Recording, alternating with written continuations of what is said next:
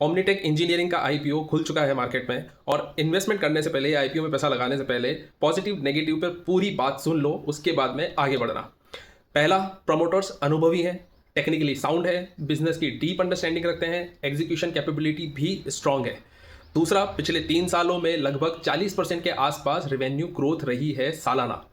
लगभग 80% revenue export से आता है, ग्लोबल प्रेजेंस स्ट्रांग है, क्लाइंट लिस्ट में रेप्यूटेड इंटरनेशनल नेम्स भी शामिल हैं।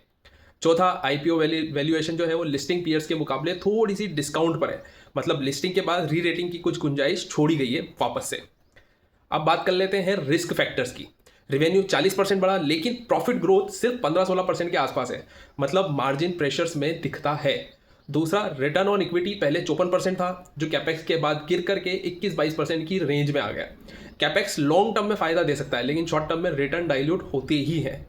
तीसरा नेगेटिव क्या है, इस सेक्टर में हेवी वर्किंग कैपिटल की बहुत ज़्यादा ज़रूरत होती है। सो डेटर्स हाई है, कलेक्शन साइकिल्स थोड़ा लंबा रहता है, कैश फ्लो में थोड़ा सा प्रेशर इसी वजह से आ जाता है, क्योंकि पैसा लंबे टाइम तक अटका रहता है और जल्दी जल्दी आता नहीं है। तो चौथा क्या है, करीब 190 करोड़ के आसपास नेगेटिव कैश फ्लो रहा है पिछले साल, और कैपेक्स ड्रिवन एक्सपेंशन इसका सबसे बड़ा कारण है। करीब 58% जो रेवेन्यू है इसका यूएस से आता है, और अगर टैरिफ या ट्रम्प चाचा ऊपर नीचे होते हैं तो इम्पैक्ट बड़ा आता है। हालांकि मैनेजमेंट का कहना है कि टैरिफ कॉस्ट क्लाइंट से पास थ्रू कर देते हैं, मतलब वो क्लाइंट से ले लेते हैं, तो कंपनी को बर्डन नहीं आता है, लेकिन फिर भी इम्पैक्ट तो आता है। अब सबसे बड़ा सवाल, आईपीओ में पैसा लगाएं या नहीं लगाएं। आजकल क्या हो रहा है ना कि आईपीओ लिस्टिंग गेन्स बनाना थोड़ा सा आसान नहीं रहा। जो पहले होता था कि एकदम से आईपीओ मतलब एक लॉटरी की तरह काम करता था, आया, पैसा बनाया और निकल गए।